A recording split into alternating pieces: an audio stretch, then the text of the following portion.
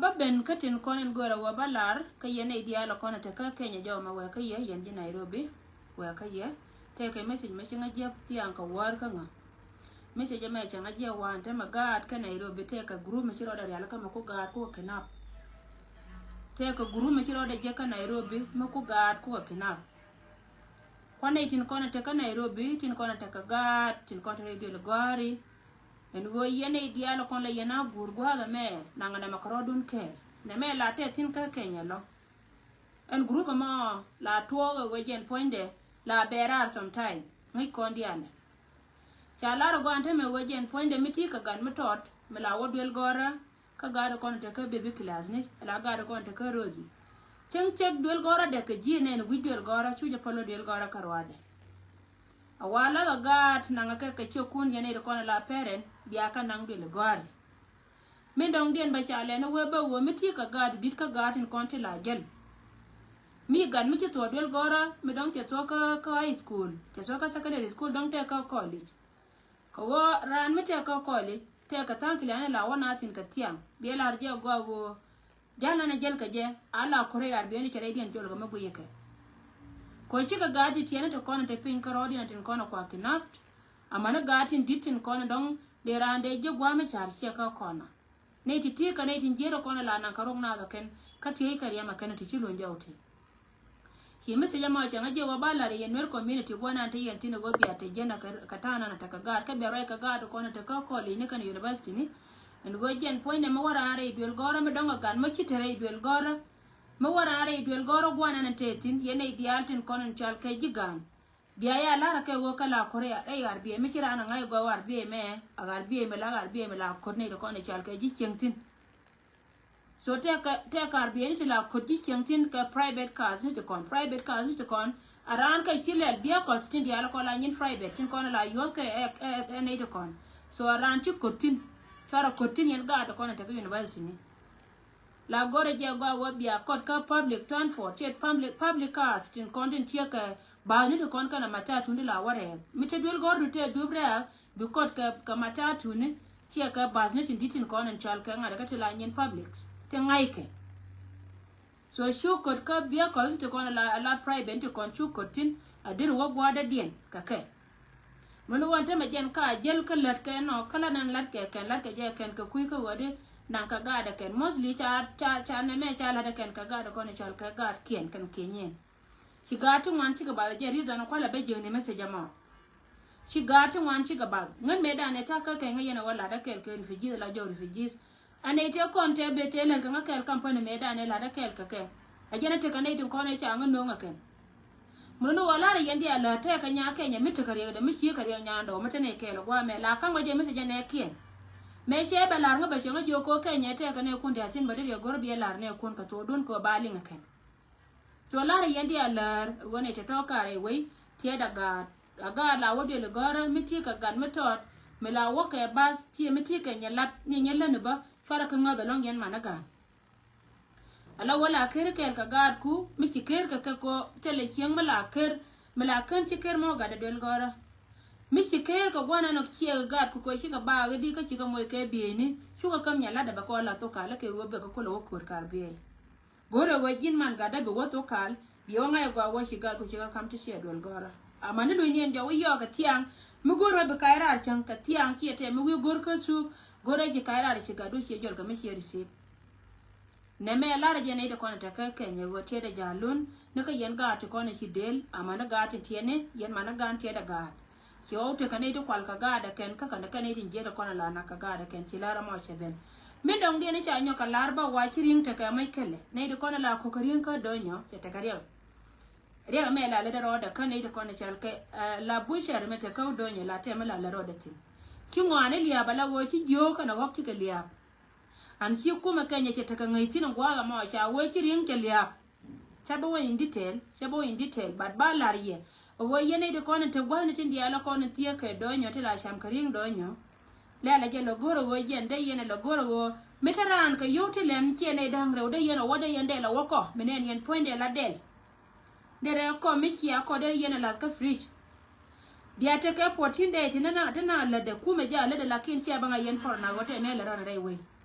sia banga yen foreigner sin kontre we ka Kenya and go take a mela re we na te kuma take investigation ka kuiren ka donyo ta lare donyo sia gwa dia a changane de kono la te dor Michel Kiserian ba kana lare Kiserian ba donyo yene de kono tie ke donyo kala yeri nga wakotin la gore je bia jala la group ko de ne ti chop te de family dare olonga ko mugor yana wabia mit kering de yana lawa ala wode waka ka pushari de yana ko ka del menen yen shuka ka de ngod yanen yene and then de dunun tere la re abi de no dara ke je na ma kana je jong daro titi chora ring misha je misha jang misha ngam nya chora por ga mako yene de ko la waka donyo daro e me cha lar ele wo jin mo ko ka ring worker city market real worker city market real ring na be ka city market je ka eldoret kana Nakuru je ya ka eldoret kana Nakuru yang ngagwa yene titi misha lar chi ring liap chika chongwa na ka rodien misha lar chi ring liap ka Kenya la lianga jagwa misha lar chi ring ke liap ka Kenya chika chongwa na ka ro maybe te ka tisha ngai tine kume bacha bi lon ko jen lo ka je go ba ngai go te mele rote ti la kor ke juwe te ka ti la kor ke juwe lo yene da kono tere we ka Kenya mi gor go bi ko ka ring wer ka mi chal ka ngad ka wer ka city market re che be wo ka min chal ka Kikomba wer ka city market che be wo ka Kikomba biringa ma be wono me wiring mi cha nga ba gwande mi wuja weje mi cha pim te ke sila we show ya ko je la ring kume la te ke sil me la pim ke ne je ne biye gui mi che ne ringa ma ngai ne ba weje ke Kikomba che je ya ka city council ka min chal ka ngad ka re so be ko tin me jira mata re gela ka chwara ko ka ring me tel sil ka chwara ko ka ring me je ko do nyon tam yene ko ta ka Kenya ka East Africa le nga jagwa shi mo shi ga liya ki jo ka chere ona ka shi mo ani shi ga liya ka ku me ja latin ta we beta ka 14 days kana ka investigation so cha belariye min me dong dia ne wo me lo nga del ka ko yene te daro yene dan ro biara kwan biara ko ka del ki le la cham na man pele ane kana ngan ne kana rech ka diala to ka no kono gora balari ye dungan kane dun ko chi ring liap ka Kenya ripon we kane da konta ka East Africa ka Kenya yang ja ka rodun ker ka biata ka ngaitin roye dong dien we ka jiboni special dol ka dar mechal ka ko ba bil kai te me se dun mbel na go shela nera a chalin nganche kan ya pal lakin ngan chi riaw na ngan kam dun ye ne te diala kona kama dora chi riaw na ngan kam dun ngai je gwa wote ne de to ti do ka ne te to mana ne te ko na baba ko da baba to pa ne je men do dien te ka te mo de ara bala dara mo ngai je go ko bete ka yan te atin bar ngan che wo yela loy gwa di de me mate ka ne ko ne ti te re do aranti do re ko ndaro do ran ka udier kana do ran ka panga je gwa che wo je cha la loy tin so ne re ye woni tin bom dial gan ma ne nya tin bom ne re ya ka ma la ma go along ala woni tin cha man no re cha ka free ya ken woni tin bom ne ki de me ruere do no re me chan tarante ka bot gwa tetino kon man no re dial tin ko ne sia gar ko sia ka wo kwanye ka sia dora sia free bi ne jal free kon dial tane ke ka yakata ne mo ale pal ne ka kuidun ka ne ndun chang ne rame mawo gari bine te da kap gwana na tetin so ngante lo de kaye fara jogo ye ye yakane ye ne ko ta ko ba ta lo de ko te yen kel ke pol bi ke jen